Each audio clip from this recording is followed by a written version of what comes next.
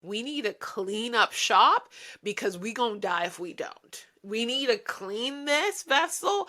If we don't, we're gonna all die. And I ain't dying tonight. So get rid of Billy, Bob, and John that's been slowing down the truck. My daughter was a preemie. She was 4 pounds, 8 ounces. Yes, she was very, very small and very tiny. And, we could have lost her. We could have lost myself if I didn't, have a different doctor actually, be lucky enough that day to treat me. Sorry, it's getting really emotional because it was very life-threatening. It was very eye-opening.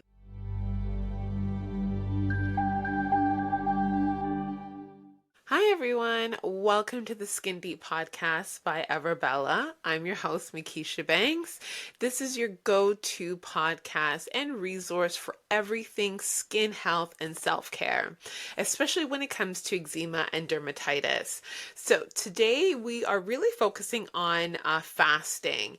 It is a taboo topic in the health industry. Why fast? People shouldn't fast. You should fast all the time. Don't fast. It is so much so much talk about fasting, and I've been a faster for over about 5 to 8 years now, 5 to 8 years. So I kind of know quite a bit about fasting, and especially when it comes to fasting in the keto diet and different types of diets, I've pretty much flexed between almost everything. But one of my tried, tested, and true method is fasting. So I'll give you kind of a bit of a story behind the scenes before we get really deep into it. So once upon a time, I was about 185 pounds. This was after I had my daughter. So this was more than about 14 years ago because she's 14 years now. But prior to that, I was about 160 pounds around there. And that was just my general weight. And I would say I was kind of like a little bit on the not chubbier side, but I would say voluptuous. Okay. And after having my daughter, it was unfortunate because when I was pregnant, I was about 220 pounds, but my doctor at the time, which, whatever it is, didn't tell me I should have been on bed rest. And I should have been on bed rest at least for about 2 to 3 months prior to going into like actually giving birth to my daughter, because it was right before my 38th week of my trimester. I forgot. 39 weeks, whatever. It was right before the last 2 weeks of my trimester. I went in to get my checkup, and it wasn't my regular doctor at the time. It was just another doctor. And they told me that I could be, in serious health, threat if I do not get on bed rest and if I don't actually give birth right away. And it was because I guess my blood pressure was super high, and it made sense because I was like, why is my feet always bloated, like to the point that like they're red and they're swollen? And I didn't really understand why. My doctor kept saying everything is fine, just don't be on your feet all the time. But I really wasn't. I was working in a call center at that time. So, I really wasn't doing much, but it was, for some reason, my doctor clearly didn't do their due diligence, and it was a random other doctor that told me I need to be induced right away. So after giving birth to my daughter, I still held on to my weight, and my daughter was a preemie. She was 4 pounds, 8 ounces. Yes, she was very, very small and very tiny, and we could have lost her. We could have lost myself if I didn't, have a different doctor actually, be lucky enough that day to treat me. Sorry, it's getting really emotional because it was very life-threatening. It was very eye-opening that, little things like that could really affect you, and it could affect the life that you have in your body if you don't have a proper doctor to tell you what's going on. And, after that, like I said, I was pretty much about 185 pounds after. So I really only dropped, 10 pounds, 20 pounds after my daughter was born. So after that, again, I went back to my regimen of rituals of taking care of myself and going to the gym and so forth. Like I've always been very active, so I got rid of the weight relatively quickly, in terms of like eating really well, working out often and so forth. And I always took care of myself, but I just couldn't drop that last 15-20 pounds, like 165 pounds, and I just couldn't drop it. I just felt like I couldn't get it gone. Like it was like, like a sponge just sucked on you and you just can't get rid of it. That's what it was. I just couldn't get rid of it. So, I did some research, and that time it was very popular, the ketogenic diet. So I tried it and my body loved it. I loved it. And I didn't know the full, everything there is to know about the ketogenic diet, because again, it was very much like, you shouldn't do that, it's not good for you in the industry, and health and doctors are saying no, you shouldn't be doing that, and da da da da da. Well, guess what? They've been doing the ketogenic diet for decades. Okay, not even decades, centuries. Okay, they've been doing that for centuries. We've been doing that from the beginning of time, in terms of humanity itself. Okay, and the reason why is because, for example, ketogenic diet goes in tandem with fasting. And the reason why is because our ancestors, they fasted all the time. They didn't eat every 5-10 minutes of the day. Sometimes they ate one meal a day. Sometimes they didn't eat the day because, again, they didn't hunt and didn't kill and didn't get their food. So when you look at it, they were fasting. And when they did fast, they went and they hunted and they got, most of the time, an animal and they ate it. And that, when you think about it, is a meat source, right? So it was fats. Let's forget the meat itself, but it was fat, right? So when I started doing the keto, when I did a lot of the research, and a lot of that research really showed the proof and the results of doing a ketogenic diet and accompanying that with fasting. So when I did the ketogenic diet, it was great. I realized I lost a lot of weight. My skin was great. My hair was awesome. Like I felt very vibrant. But there was that keto flu, which is like that up and down kind of spiral if you're not eating the right type of foods, like the dirty keto, as everyone talked about. And I kind of did a bit of the dirty keto. I was like, this is great. I can eat burgers or open bread burgers, like no bread, but like cheese and eggs and all of this like fatty stuff, right? Like that was like the dream. And mind you, I lost a lot of weight. It was great. I lost a lot of weight, but when I stopped the keto, it would kind of find a little bit's way back on.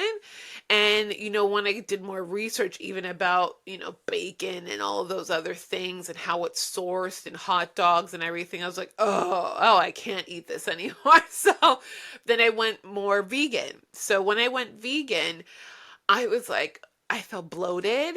I was gassy. Like, don't stand beside me. It was, it was not cute. Like I was just, yeah, gaslight. Let's just call that, right?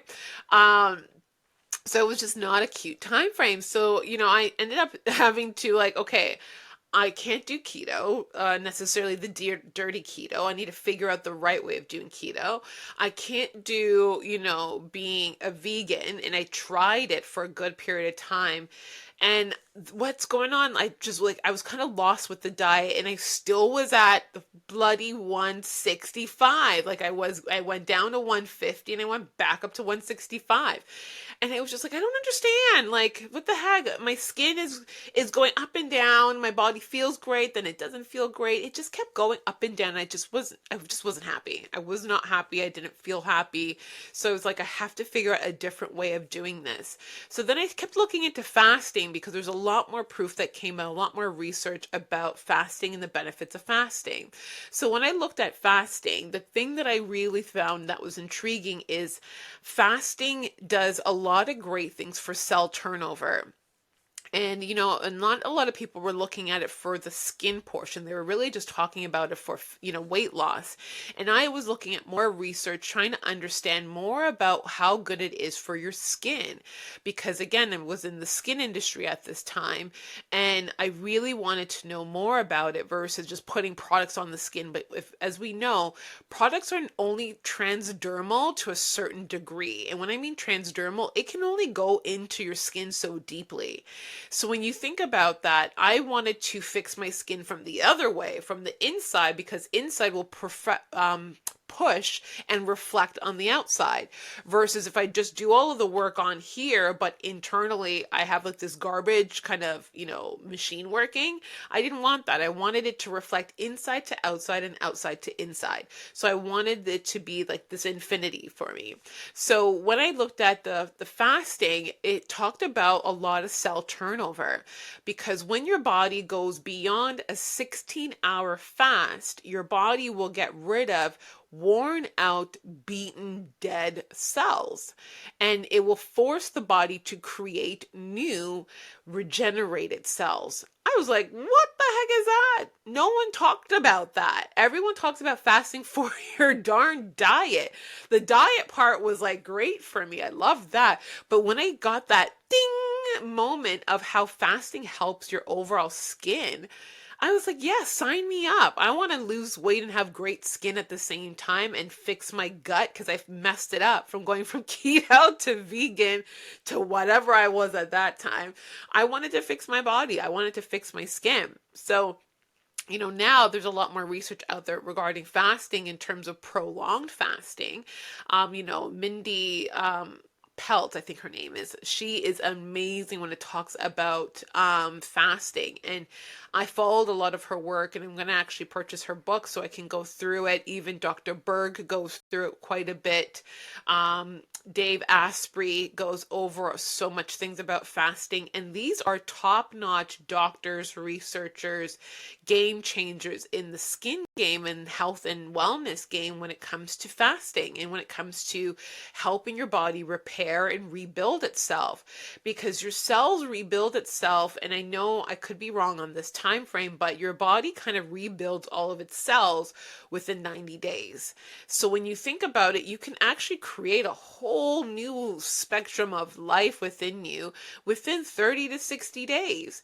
So yeah, I started going into the fasting realm and really understanding how I can fix my skin through fasting really in a better way, in a more efficient way.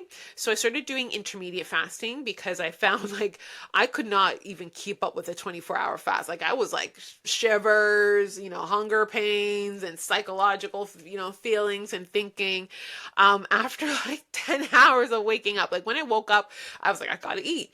And it's because we've been programmed to eat in the morning. And you know who programmed us to do that? Kellogg's.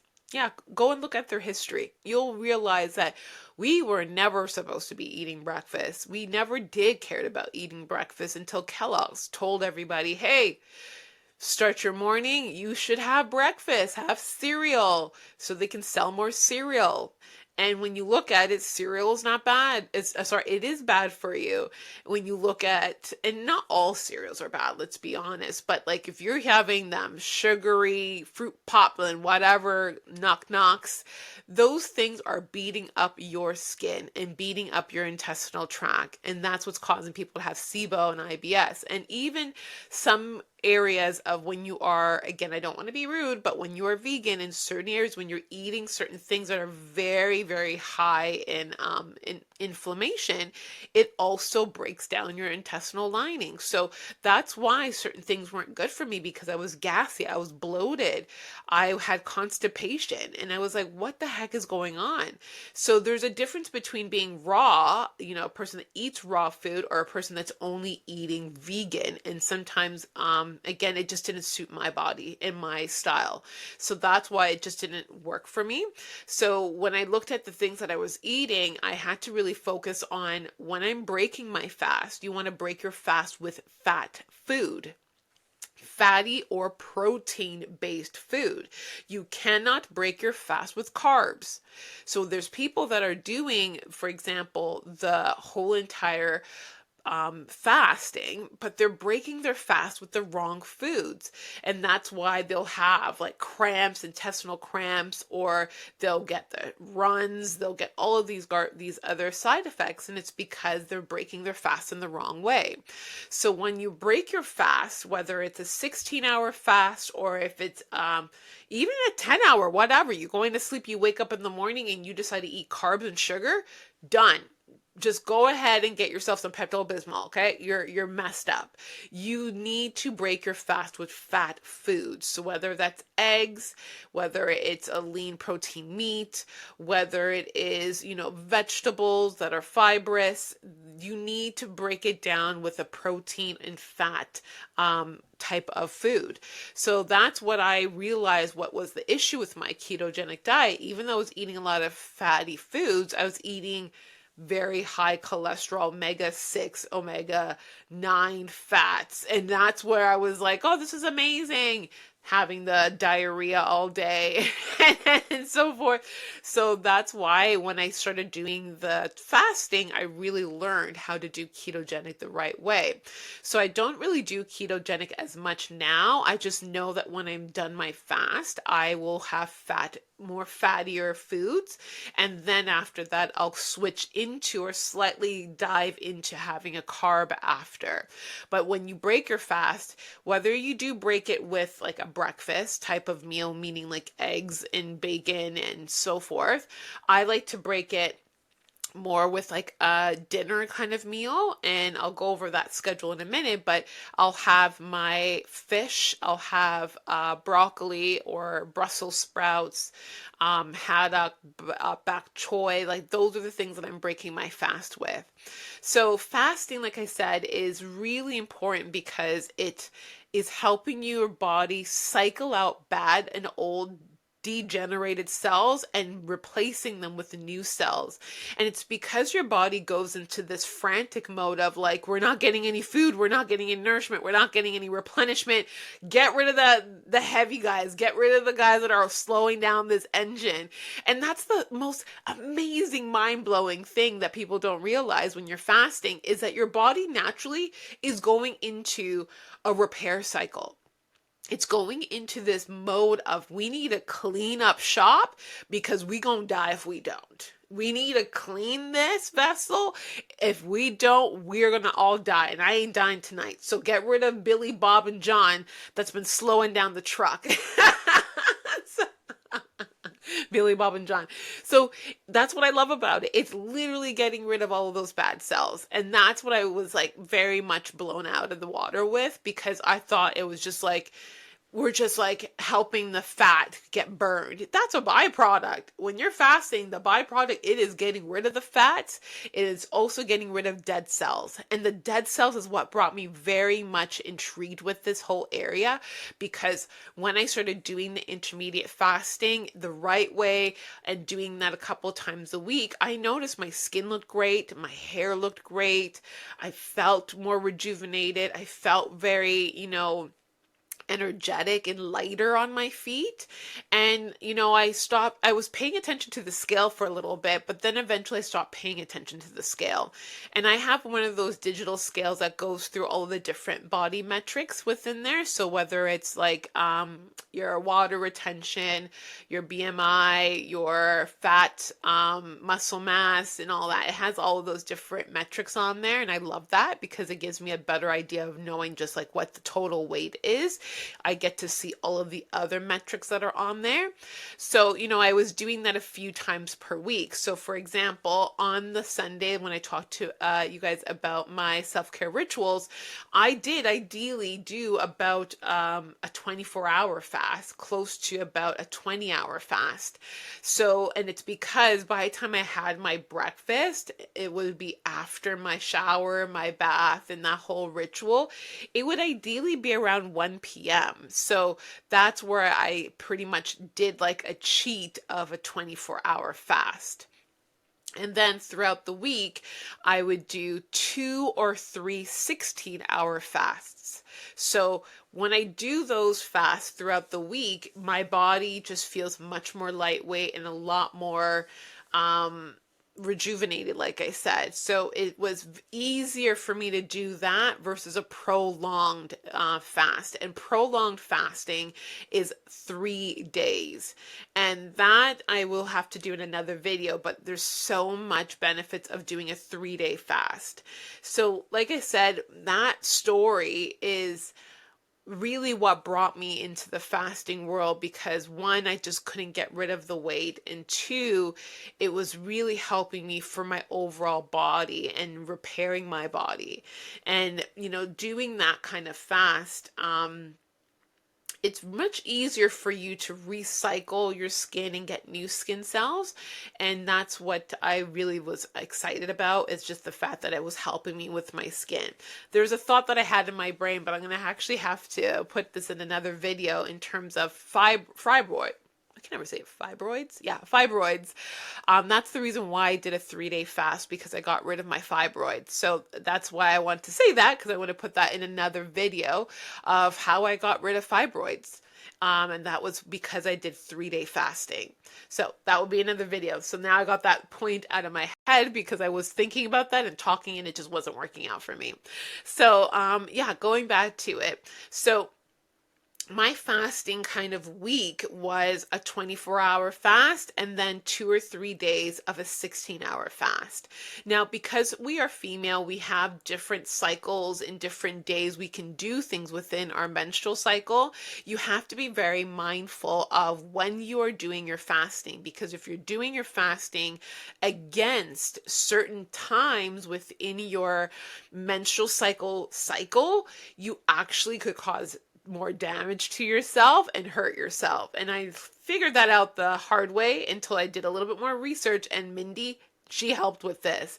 So again, between day 1 to day 10 of your menstrual cycle, so meaning you started having your menstrual cycle on day 1, up until day 10, from that day, you can actually do any type of fast within that time period. And that was fascinating for me, because one, like I said, I was really new to it. I didn't really know how I could do the fasting.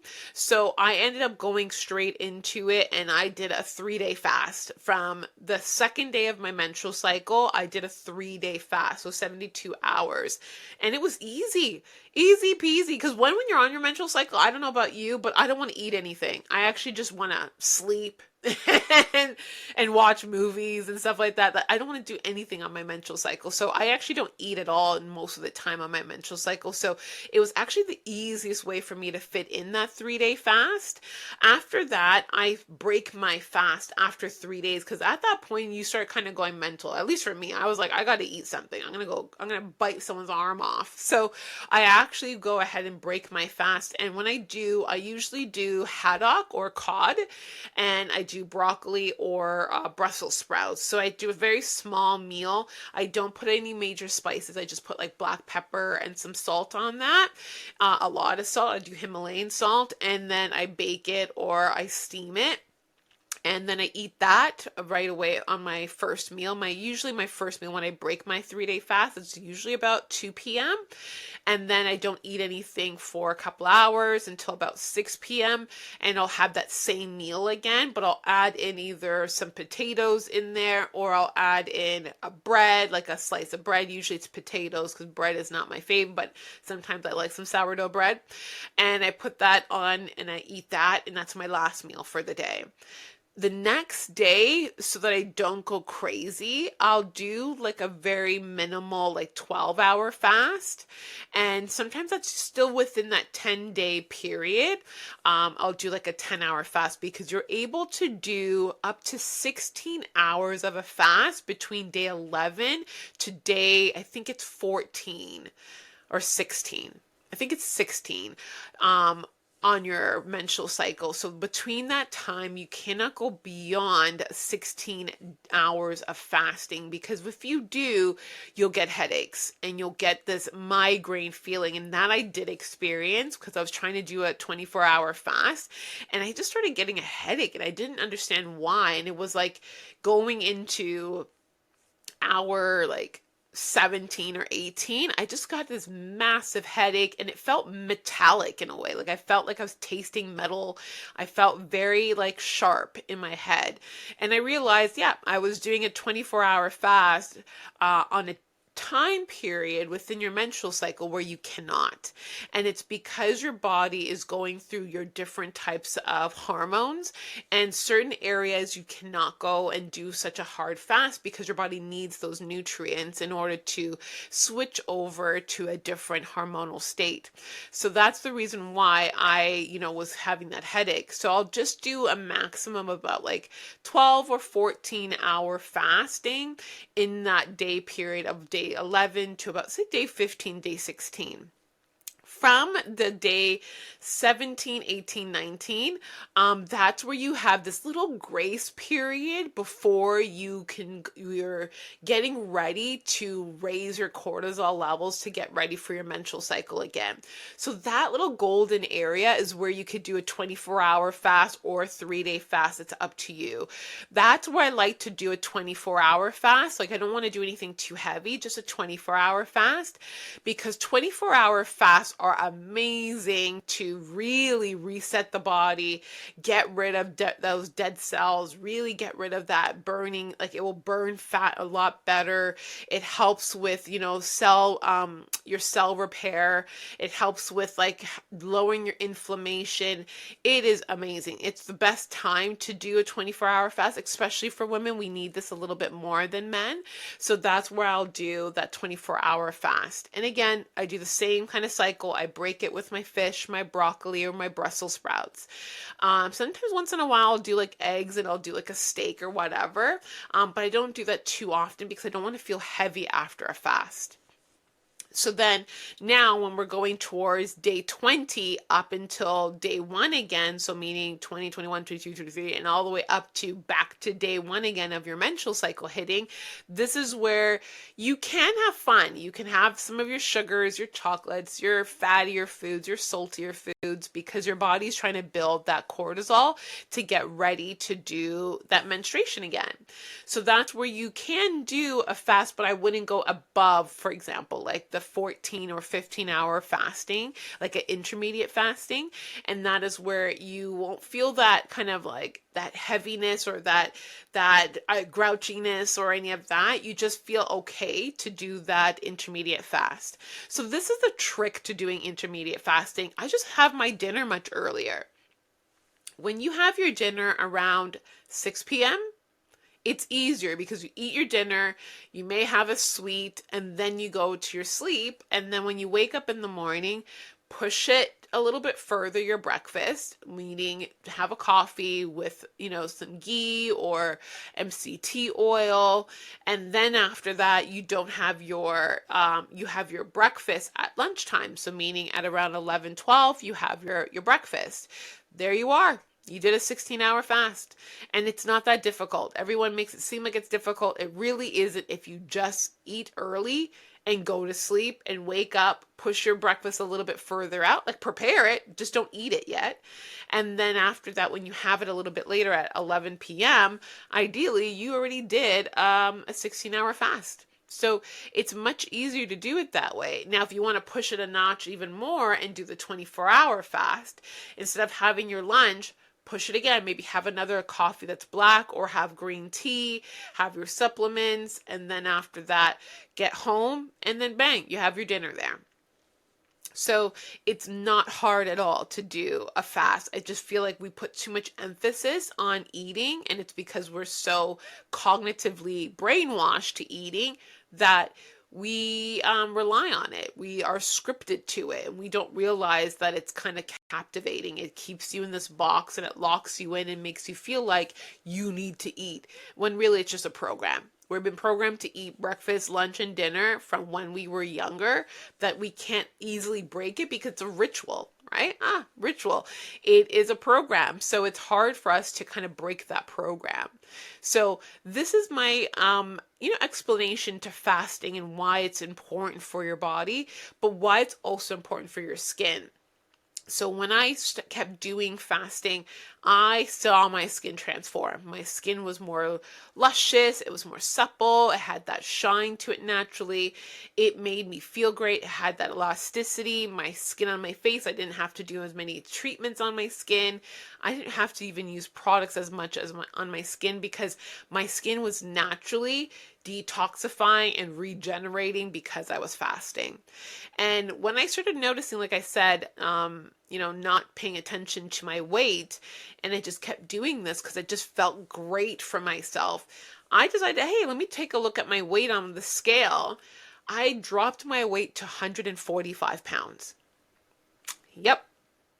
Not only did I get past 165, but I went to my real goal, which is 145 pounds, and it was in less than 2 months.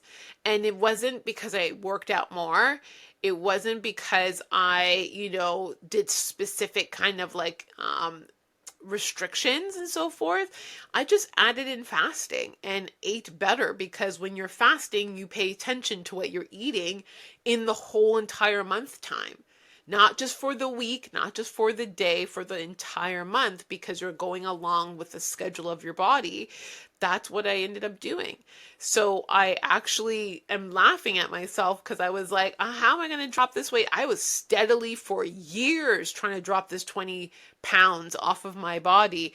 And in less than 2 months, my body got rid of 20 pounds. And my other goal was to have 15% body fat. I'm at 17% body fat. And I feel the best ever. My skin is amazing. My body feels amazing. My mental health is amazing. And it's strictly because I learned to incorporate fasting into my daily routine, into my lifestyle. It's not even just like only once in a while. It's my lifestyle. And it's because of how much phenomenal research and results are there for why fasting is important for your skin. So today, my beautiful people, please look into fasting and find a way of incorporating it into your lifestyle. Let me know in the comments or in your emails. Let me know. Have you ever done fasting? Have you tried it before? What are your tips and tricks? What do you like about it? What you don't like about it? Do you even like what I talked about? Are you against fasting? And yeah, let me know. I even put my cats through fasting. Yeah. My cats fast, my daughter fasts as well. Now my family even fasts, because they've seen the benefits for what it did to me, not just for, like I said, my skin, but more so because of what it did for my overall health. So again, this is the Skin Deep podcast by Everbella. Let me know how you feel about this. And again, as always, this is your guide to true skin health and wellness. See you in the next episode. Thanks for tuning in to the Skin Deep podcast. Don't forget to download your free guide to our 10 hacks to great skin. Just check the link in our bio. I look forward to seeing you in our next episode. Have an amazing day, everyone, and enjoy your self-care Sunday.